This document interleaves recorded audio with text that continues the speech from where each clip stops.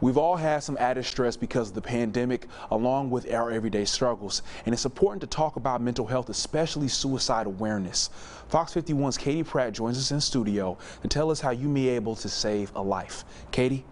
Frank, September is National Suicide Prevention Month. The designation started in 2008 in an effort to destigmatize talk about suicide.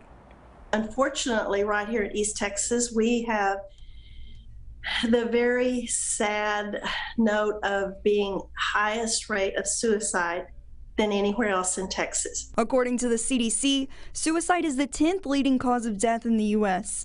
and the reason for nearly 48,000 deaths in 2019. Suicide is the second leading cause of death for individuals aged 10 to 24, but suicide does affect everybody, all ages, all races, all genders.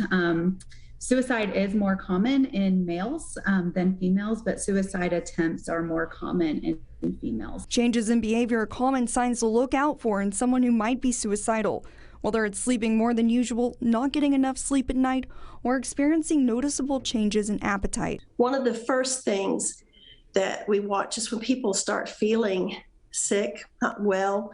They want to isolate. They don't want to do what they used to do. They don't enjoy the things they used to enjoy. They have no interest in some of the things that they did at one time. They pull away from their friends. Webelman also shares that withdrawing from friends and family is something she tells people to look out for too. One that people don't always realize is having a sudden change in mood.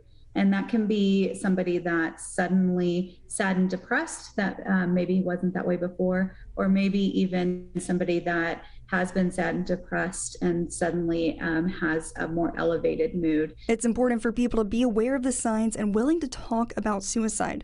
Sometimes knowing what to look out for can save someone's life. Reach out to someone because life is precious and people are precious.